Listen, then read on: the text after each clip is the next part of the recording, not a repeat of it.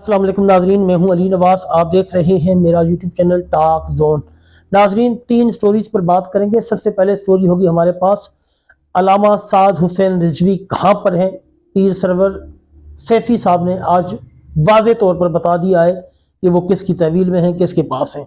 اگلی سٹوری ہوگی ہمارے پاس ایک تحریک لبیک پاکستان کا بڑا رہنما ہے، اس کی رہائی ہوئی ہے، اس کے اوپر بات کریں گے.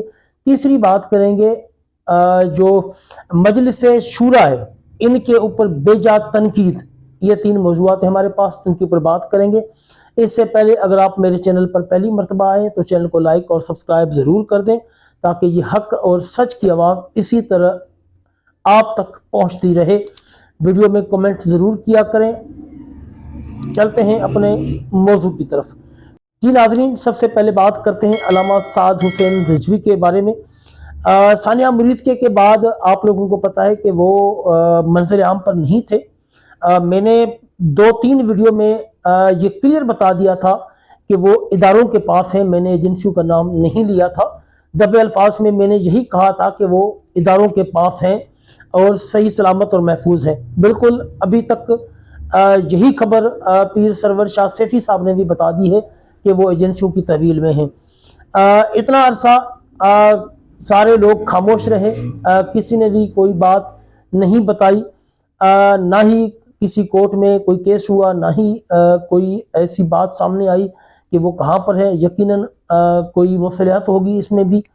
اور ابھی جب پیر سرور شاہ سیفی صاحب نے بتا دیا ہے کہ وہ کہاں پر ہیں تو ان کو چاہیے، مجلس شورا کو بھی اور تحریک لبیک پاکستان کی جو لائر ٹیم ہے ان کو بھی چاہیے کہ یہ فوری طور پر کل جو ہے وہ پٹیشن دائر کریں اور اس کے اوپر کارروائی کا آغاز کریں. یقیناً جب تک پٹیشن دائر نہیں ہوگی علامہ سعد حسین رضوی صاحب کے بارے میں کوئی حتمی رائے بھی نہیں دی جا سکتی اور نہ ہی کوئی بتانے کے لیے تیار ہوگا کہ وہ کہاں پر ہیں جب تک کہ آپ پٹیشن دائر نہیں کریں گے.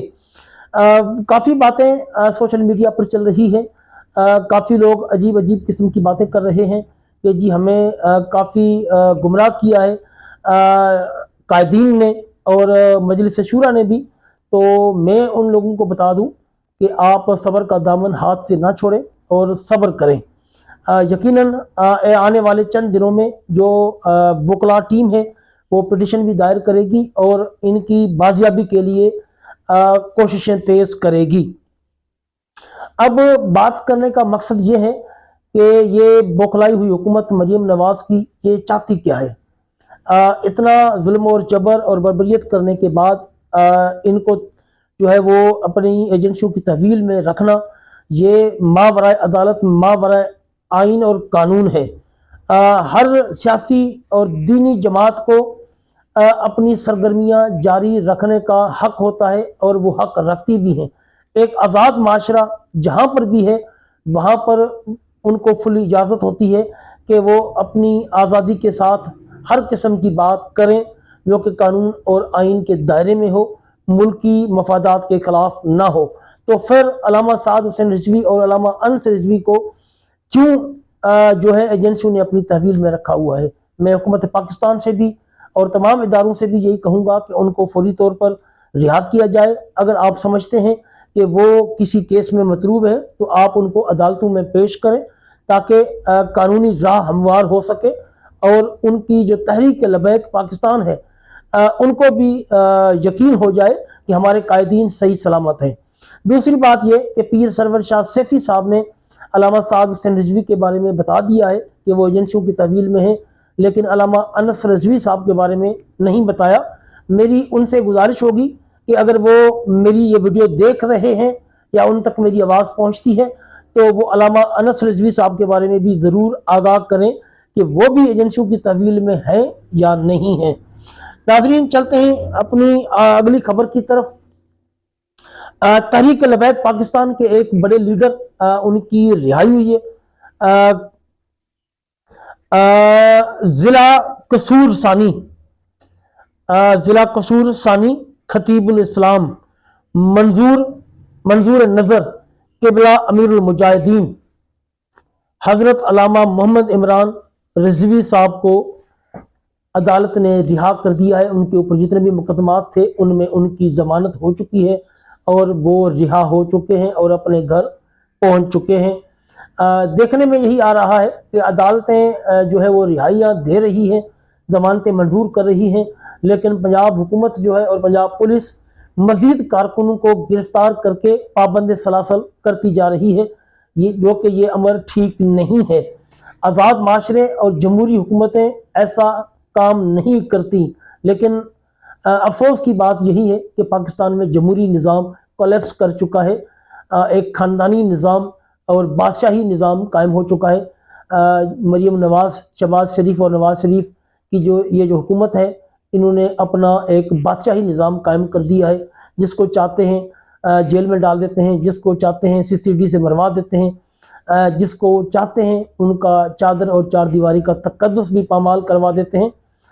ये यकीनन एक ख़राब आदत है, गलत आदत है जो कि ये डाल रहे हैं, गलत रवायत कायम कर रहे हैं एक पाकिस्तान के जमहूरी माशरे में, और इसका खमियाजा खुद इनको भी भुगतना पड़ेगा और आने वाली नस्लों को भी यकीनन भुगतना पड़ेगा।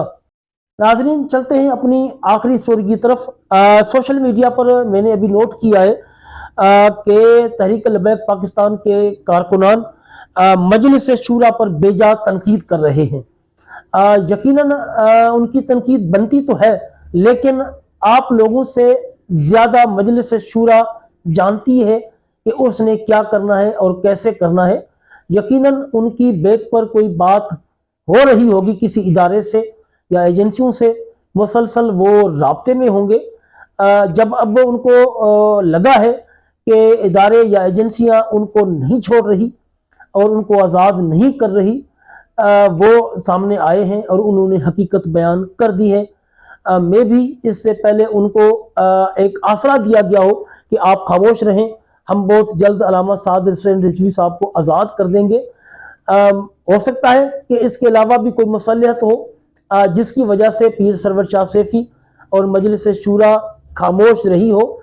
यकीनन उनकी खामोशी किसी मसलियत के तहत हो सकती है, डर का नतीजा नहीं हो सकती, क्योंकि पीर server Shah Saifi already underground है, वो ओपन नहीं है, और जितनी भी उनकी वीडियोस आती हैं किसी खुफिया मकाम से आती हैं, और जितने भी उनके ट्वीट्स वगैरह आते हैं वो भी खुफिया मकाम से आते हैं। जब एक बंदा है ही खुफिया मकाम पर तो उसको डरने की कोई ज़रूरत नहीं है, क्योंकि वो ऑलरेडी अपनी पोजीशन, अपनी जगह बदली कर चुका है। तो यकीनन वो जो बात कर रहे हैं उनकी बातों में वजन होगा, लेकिन अब उनको चाहिए कि फौरन जो है वो अपना अगला बयानिया बनाएं और लोगों को बताएं कि उन्होंने इतना लेट ये पैगाम तहरीक लबैक पाकिस्तान के कारकुनों तक क्यों पहुंचाया है, इसके पीछे क्या मंतक थी, इसके पीछे क्या मसलियत थी, उससे भी अपने कारकुनों को आगाह करें ताकि कारकुनान के दिल में जो गम और गुस्सा है वो कम हो सके। दूसरी बात यह कि ये जो मजलिस शूरा पर तनकीद कर रहे हैं, यकीनन ये सारे TLP के लोग नहीं हैं। इस टाइम पर जो मुखालफिन हैं वो भी एक्टिव हो चुके हैं और वो भी तहरीक लबैक पाकिस्तान के कारकुनों और कायदीन के दरमियान दरारें डालने की कोशिश कर रहे हैं। तो मैं तमाम तहरीक लबैक पाकिस्तान के कारकुनों से यही अपील करूंगा कि आप सब्र और तहम्मुल का मुजाहरा करें और जो नेगेटिव बातें फैला रहे हैं सोशल मीडिया पर, इन पर कान न धरें, इन पर तवज्जो न दें। हो सकता है कि ये आपके सियासी मुखालफिन हो सकता है कि ये दूसरी पार्टी के लोग हों जो कि तफरका फैलाने की कोशिश कर रहे हों। इसलिए आप मुत्तहिद रहें, मुत्तफिक रहें, ताकि आपकी आवाज़ में एक पावर बने, आपकी आवाज़ में एक ताकत बने जो कि इक़्तिदार के ऐवानों तक पहुँचे और इक़्तिदार के जो ऐवान हैं इस आवाज़ और ताकत से लरज़ जाएं और उनको खुद ब खुद ही अल्लामा साद रिजवी को आज़ाद करना पड़े या किसी अदालत में पेश करना पड़े। इसलिए आप मुत्तहिद और मुत्तफिक रहें और मरकज़ के आर्डर्स को फॉलो करें और मरकज़ के जो ट्वीट्स हैं उनको फॉलो करें, मरकज़ के जो पैगामात हैं उनको फॉलो करें। आप इन जो है मजलिस शूरा के अरकान हैं इनके ऊपर बेजा तनकीद से गुरेज करें। اور جو لوگ اس طرح کے بیانات سوشل میڈیا پر وائرل کر رہے ہیں نیگیٹو قسم کے، ان کے اوپر کان نہ دھریں۔ اگر ان کے اوپر آپ کان دھریں گے تو یقیناً آپ جو ہے وہ غلط سمت میں چلے جائیں گے، آپ کا جو نظریہ ہے وہ چینج ہو جائے گا، آپ کا مائنڈ چینج ہو جائے گا اور آپ مرکز کے اپوزٹ ہو جائیں گے۔ اور جو بابا جی کا جو نظریہ تھا جس کا ساتھ دینے کی آپ نے قسمیں کھائی ہوئی ہیں، آپ اس نظریے سے نہ مکریں۔